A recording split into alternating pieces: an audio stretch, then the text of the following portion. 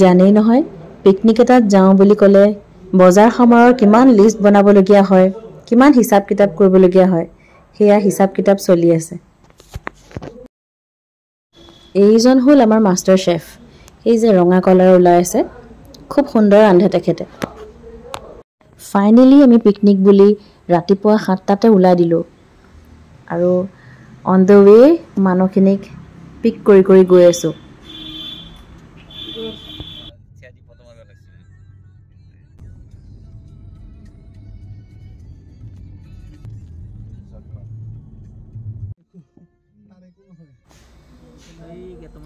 অৱশেষত আমি আহি পালোহি তপোবন পিকনিক স্পট।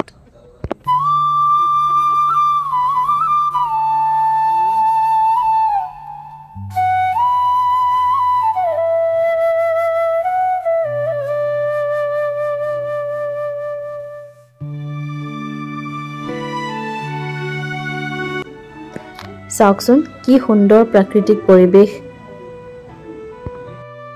এই পিকনিক স্পটটোত চাহপানীৰো যোগান আছে।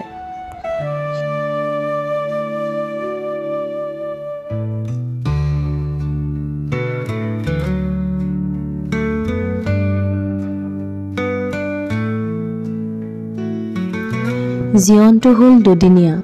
ইয়াক হাঁহি ধেমালিৰ মাজেৰে পাৰ কৰিব জনাজনে আচল অৰ্থত জীৱনটো উপভোগ কৰিছে।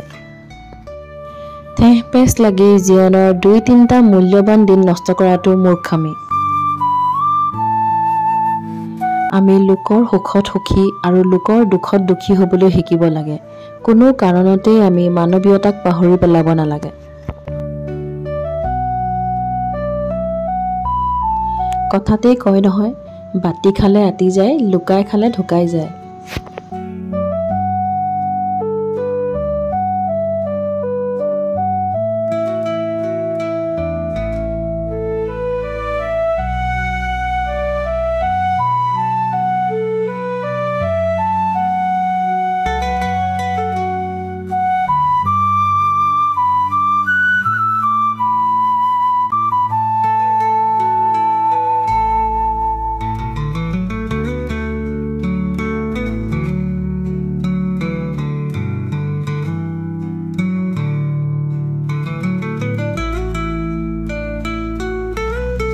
এইবাৰ আহিল চাংঘৰৰ পাল।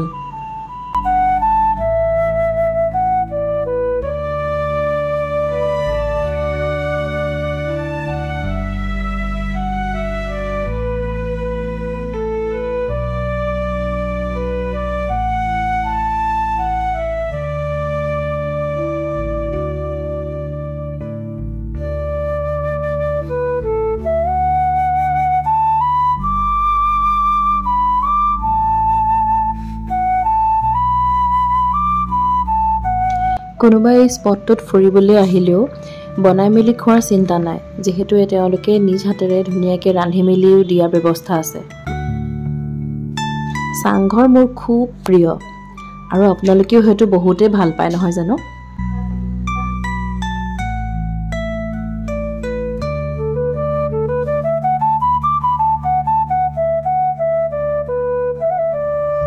এয়া আমাৰ সকলোৰে মৰমৰ দিলীপ দা।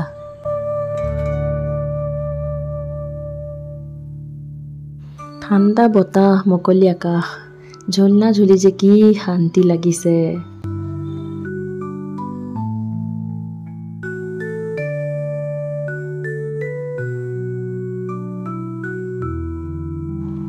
এইফালে মানস দাই মাংস ৰান্ধি আছে আৰু মই এয়া কাটি আছো সৰু আলু।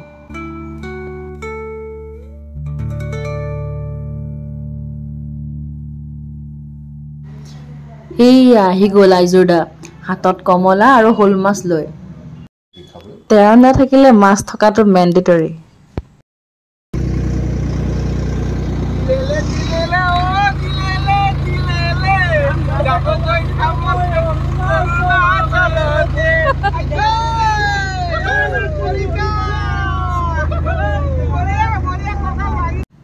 এতিয়া ব্ৰহ্মপুত্ৰ নৈৰ বুকুত আমি নৌকা বিহাৰ কৰি আছো।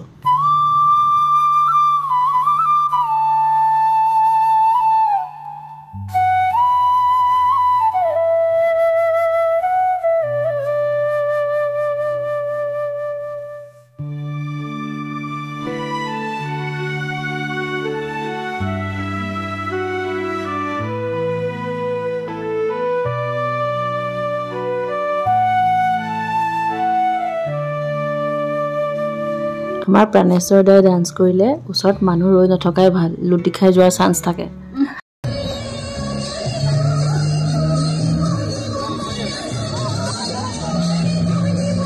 আইজুৰ দা আমাৰ লগত ফ্ৰেমত সোমাবলৈ কিমান ধৰফৰা আহিছে চাওকচোন।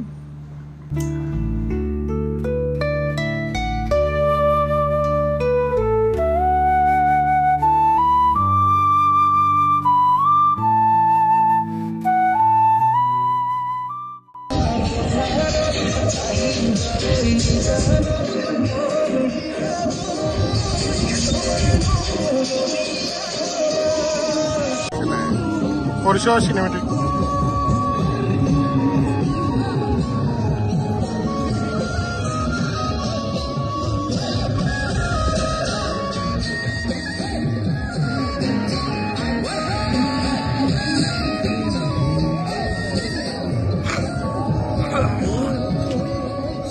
Saoni de salam kai.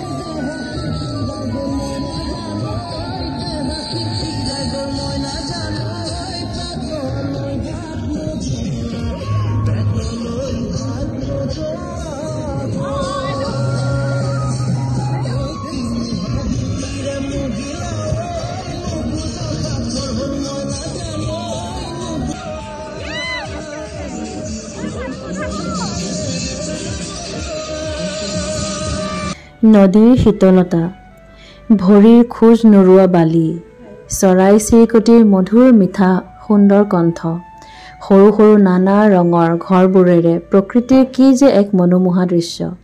তপোবন সঁচাকৈয়ে বৰ শুৱনি।